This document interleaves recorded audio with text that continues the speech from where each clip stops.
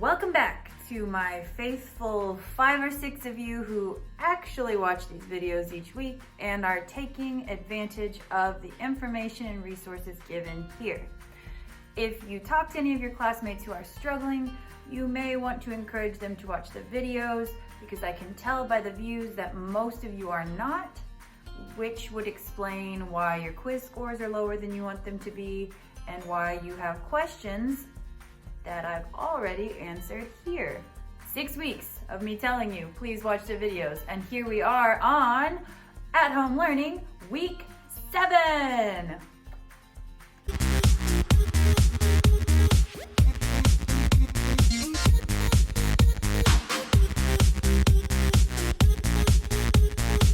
Okay, so last week we talked about the concepts of denotation and connotation, and we looked at the story of Christopher McCandless. Now, you may have noted that the title of our unit is Stories of Survival. And you might be asking yourself, why did we read about Christopher McCandless in a unit called Stories of Survival when Christopher McCandless did not survive? Well, student, that's a very good question. I do have answers to that, and I will address that question now. The first reason we looked at Christopher McCandless' story is because it was an extremely intriguing attempt at survival. We also looked at Christopher McCandless' story because for the purpose of our skill set of looking at connotation and denotation and tone to figure out an author's perspective, the writing was very well suited for that. Another reason we looked at Christopher McCandless' story last week is that it is important to know about Christopher McCandless and his experiences to be able to understand fully the story we're going to look at this week, which actually comes to us from our textbook. So, a quick review before we get into the textbook and our new story about connotation and denotation, because that's the skill that we're going to look at again this week. Denotation is your dictionary definition. So what does a word literally mean? If I Googled it, if I looked it up in the Merriam-Webster dictionary, what is the definition of that word? Connotation, however, is the attitude or judgment or emotion associated with a word.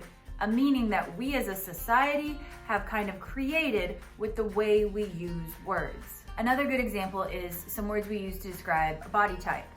Now, if I call someone athletic or fit or thin or trim, that sounds positive, right? That sounds like they are in good shape, they are in good health. However, if I call someone skinny, that almost sounds like they're too thin, like they are not in good health. If you look up the definition of those words, almost all of them have the same denotation, the same dictionary definition. However, like I pointed out, the connotation is different. Fit or thin versus skinny, one sounds like something desirable, one sounds like something that's not so desirable. So remember, as we're trying to figure out the tone of a piece and the author's perspective, how does the author feel about the subject, we're looking at the words the author uses to determine that. This week we're taking that concept to another piece that has a lot of examples of connotative language, loaded language, biased language. So last week we talked about Christopher McCandless. This week we're going to talk about Aron Ralston. Now, Aron Ralston is a very well-known figure. He's also an adventurer and explorer. And a quick synopsis before I get started. Aron Ralston is known for a really extreme situation he got himself in, and then the way that he was able to get himself out of that. Aron Ralston went hiking in Utah's Canyonland National Park. He was an experienced climber, hiker, and survivalist. However, he found himself in a situation he never anticipated. During his hike, Aron Ralston fell, and his arm was trapped under an 800-pound boulder. After 6 days of being pinned up against the canyon wall with the boulder smashing his arm, with almost no food or water or supplies, Aron Ralston made the extreme decision to save himself Why was that extreme? In order to free himself from the boulder that trapped him, Aaron Ralston had to use a small knife to cut off his own arm. After he did so, Ralston had to climb out of the canyon where he was trapped and hike several miles to find rescue. So you can fast forward if you don't want me to read it to you. I have attached a scan of the text below, but for those of you who prefer to have audiobook, prefer to have your reading read to you, I'm gonna go ahead and read. So if you could make sure you have one hand gone, but not his spirit open. Remember that your focus for reading is determining the author's perspective on Aaron Ralston. Since I modeled this last week, I'm going to give you a few hints and clues, but I'm not going to give you out and out answers because that is the subject of your check for understanding this week. I modeled it last week, even though almost none of you watched the video. Shade! This week, it's your turn to try to apply the skill on your own so I can see, are you understanding it? Taking a little tour of my text features. So if I look at that title alone, one hand gone but not his spirit. If I think of the ideas of connotation and perspective and tone, I would say going into this, that seems relatively positive, right? The subtitle says he was trapped between a rock and a hard place and made it out alive. I see the picture of Aaron Ralston right there. He's in the canyon. There's a sunset in the background and he's got his prosthetic arm on. He looks kind of determined and almost kind of powerful from the pose he's in. Now I'm gonna look at my subheadings. I see the first subheading is trapped in the mountain, choosing life over death, a lifetime of adventure, going back to the accident site, and then finally, no ordinary survivor. Overall, seeming a little positive so far. The most interesting text feature, I think, is this kind of timeline at the bottom of page 12. It shows actual photos of Ralston from his ordeal, because he did have a digital camera with him, and gives you some visuals that help you kind of picture the reading as we go. So remember, as we're reading, we're trying to figure out, how does the author feel about Aaron Ralston? I'll provide one example after we're done reading, but then it is your job to show me that you understand how to look at connotation and tone and figure out author's perspective in this week's Check for Understanding. Can we get this story time filter? Can we get that? This was written by Marco R. Della Cava, and it was originally published in USA Today. Aaron Ralston scrambles in the shadows of 14,000-foot mountain peaks. He has the confident step of a mountain goat late for dinner. Suddenly, he stops short. Now that's just silly, he says. He tips over a stack of rocks built by a previous hiker. That's going to fall on some poor kid's hand. This man knows falling rocks. In 2003, the 27-year-old mountain climber was on a solo hike in Utah's Canyonlands National Park when he accidentally set loose an 800-pound boulder. It crushed his right hand and pinned him inside a narrow canyon. Ralston was alone, injured, and trapped. Trapped in the mountain. How Ralston coped with his disaster, which forms the basis of his best-selling book, Between a Rock and a Hard Place, would impress even Odysseus, the epic hero of Greek mythology, who's known for his ability to get himself out of any sticky situation. For the next 6 days, Ralston stood with his arm wedged between the boulder and the wall of the canyon. The courageous climber wondered if he would ever make it out alive. Along with the pain came frustration. Ralston realized that he had unsettled a rock that probably hadn't moved in ages. Also, he had uncharacteristically forgotten to tell his friends his destination. No one knew where he was. No one knew he was trapped by a rock that hadn't moved in millennia. In his book, Ralston tells how he maintained his calm and survived this disaster. I made mistakes, Ralston says of the incident, but I said to myself then, remember you pulled the boulder down on yourself. A mechanical engineer with years of backcountry experience, Ralston was a prisoner of geology for 5 nights. He tried chipping away at the stone. Then he tried lifting it via pulleys. No luck. His options, along with 2 rationed bean burritos and 3 cups of water, were running out. On his 6th day, near delirium, Ralston chose life over death. He could smell infection overtaking his hand. He knew it would spread to the rest of his body. So he concluded that he needed to cut off his right forearm with the only tool he had, a dull pocket knife. I realized cutting off my arm was a prolonged way of killing myself, says Ralston. Then I had an epiphany. I heard a voice that said, use the boulder, break your arm. Choosing life over death.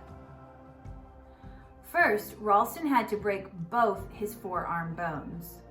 This excruciating task was made a bit easier because not drinking enough water had made his limbs brittle.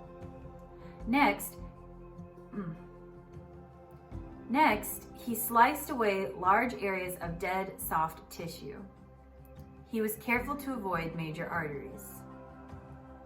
After fashioning a tourniquet from some of the nylon materials from his clothes, Ralston was ready to finish the 1-hour task.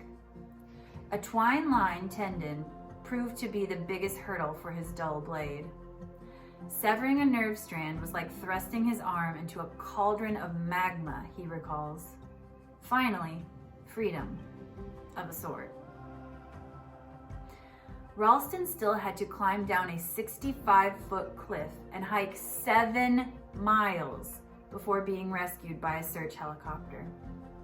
Motivation overcomes hardship, Ralston says as matter-of-factly, as if he were talking about getting over a bad cold. I'd never even broken a bone before, but I had to break 2 in my forearm before I could amputate. You just do it. The pain was significant, but not important. It was a gateway to getting back my life. Within hours, Ralston's story made news headlines all over the world. So did the photographs that he had taken with his own camera. They revealed just how stuck he had been. A lifetime of adventure. This was not the first time that Ralston had found himself in a dangerous situation. It had been a life lived in the wild. Ralston fell in love with the outdoors upon moving from Indiana to Colorado at age 12. He quickly developed a passion for traveling alone, though danger often tagged along, from close encounters with bears to near-fatal avalanches. After years of fitting climbs in around school and work, in 2002 he traded a career as an engineer for a job at an Aspen mountaineering shop to pursue adventure-oriented goals, such as solo winter ascents of Colorado's 14ers, the 53 peaks over 14,000 feet. Keeping up that pace since the accident, he has completed the Leadville 100, a daunting 100-mile high mountain foot race, climbed the highest peak in 5 neighboring states within 24 hours, and traipsed to Vermont to see the final performances of Phish, his favorite band. I tend to take things to the extreme, he says. Some people think I'm a total idiot for not slowing down. I only wish I could enjoy life from the comforts of my couch. It'd be a lot easier on my body, but being outdoors is my passion and my torture, and I don't have any control over it. Going back to the accident site, the full sense of how trapped Ralston was is revealed in photos he took with a digital camera, some of them included in his book. Ralston also videotaped the experience. He has shown that troubling footage in which he fights fatigue and delirium only to some friends and his parents. Imagine being immobile in a public bathroom stall devoid of most light, and you get the claustrophobic picture. NBC News anchor Tom Brokaw traveled back to Blue John Canyon with Aaron Ralston after the accident. It was a lot worse than what I thought it would be, says Brokaw, who was working on a special documentary on Ralston. The extent of the psychological and physical pain rendered by this place is hard to imagine. Brokaw recalls Ralston erupting in tears upon his return to the canyon, which resulted in a private moment when the hiker scattered the ashes of his hand, retrieved by search and rescue workers, on the offending boulder. Says Brokaw, "I have a lot of friends in the climbing community, where amazing survival stories happen often, and even they say this one is up there in the annals of uniqueness. No ordinary survivor. John Krakauer." See, I told you there was a connection, there was a reason. John Krakauer, author of True Adventure books Into the Wild and Into Thin Air, agrees with Tom Brokaw. He believes that in Ralston's situation, most people would despair and die. But Aaron is the kind of person who actually becomes calmer and more focused when all the options are bad, the clock is ticking, and life hangs in the balance, he says. "I've known a handful of individuals who possess this special quality." Not long after his narrow escape with death, Ralston appeared on The Late Show with David Letterman. "Can I show you my trick?" he asked. Then Ralston surprised the audience. He rotated the wrist of his new prosthetic arm 360 degrees while holding a coffee mug in his artificial hand. Despite this sense of humor, Ralston's recovery involved months of medical attention. It also included 6 surgeries, a dangerous infection, cabinets of pain medicine, and a powerful desire to end his life. "The carrot that got me out of the canyon was returning to my family and my life, and yet there was no carrot," he says. "I was doped up with tubes everywhere, feeling terrible and unable to do anything about it. I hated where I was at." What pulled him through was not just the support of his parents and his sister Sonia, but also the Daily Mail. Reams of letters from around the globe piled up first in his Grand Junction, Colorado hospital room, and then his parents' Denver home. One letter jerked Ralston out of his self-pity. A woman wrote to say that after hearing his story, she had found the strength to keep living after the death of her husband. Says Ralston, "I knew I just had to stick it out." Such letters helped Ralston handle the situation. He says that they were a reminder in difficult times of the greater ripple effect that his rescue and recovery were having on people. "I owe a debt to try and share and inspire," he says.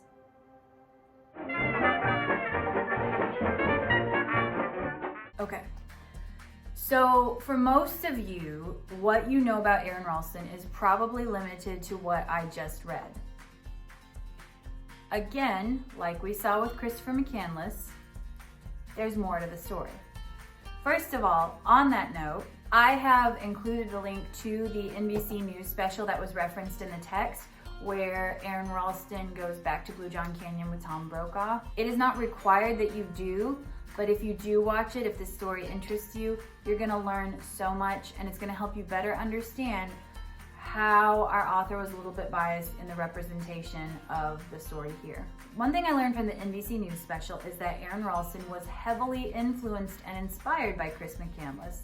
So that connection is another reason I wanted us to look at Chris McCandless' story first. Why is that important? As someone who had read Chris McCandless' story and was an adventurer, you would think that Aaron Ralston would be a little more careful and use that as a cautionary tale of how badly things can go wrong when you're going on adventures. I'm not going to go into every detail of Aaron Ralston's story that's not covered here, but it is my opinion that he took more risk than what is shown in this text. So I'm going to look at my one example of how the author words something here that's a little bit different or more positive than what is shown in the full story. On page 11, the author said the following. Also, he had uncharacteristically forgotten to tell friends his destination. No one knew where he was. No one knew he was trapped by a rock that hadn't moved in millennia. Okay, here's the tea. Spill the tea, sis. Aaron Ralston made a very intentional point of going on this trip without telling anyone. If I'm remembering correctly from the video, he wanted to get away and he made a very distinct point of, I don't want to tell anyone. He left his cell phone behind on purpose. Now, in a place like Blue John Canyon, he probably wouldn't have gotten cell phone service anyway, but he made that choice before he even left that day. No one knows where I am, not gonna take my phone with me, and he brought very, very light supplies. So, in terms of connotation, you can see that the author is painting Ralston in a more positive light in this section. The words that tell me that are uncharacteristically forgotten. So, to say that something is uncharacteristic means it is very unlike a person to do so. It's not who they normally are. And as I was saying earlier, forgotten suggests, whoops, it slipped my mind. It was a mistake. What I know from what I've heard in other sources, it wasn't a mistake. It was a choice. So having that greater knowledge and really looking at the connotation of the words helps me see that this author is possibly painting a more positive picture of Aaron Ralston than what he could have done. For your check for understanding, we're just gonna kind of look at the tone overall. I'm gonna pull a couple other examples from the text, and you're going to be answering questions about the connotation and how that impacts the way we read the story and reveals the author's perspective overall. So some additional resources I'm providing for you this week if you want to extend your learning, totally optional. I'm providing a link to that NBC News segment. I think it's like an hour long, but unfortunately on YouTube, it is broken up into like 15-20 minute segments. So the cool thing is they autoplay one into another. So if you are choosing to watch the whole thing, you will get to see it in one continuous loop. But just know every 15-20 minutes or so, it'll go from one part to the next. Like Chris McCandless' story, Aaron Ralston's story was also made into a movie. That movie is called 127 Hours, and I've included a link to the movie trailer below. I've also included some links to some other articles about Aaron Ralston if you want to get more information or kind of expand your perspective on him to better understand the text and the story.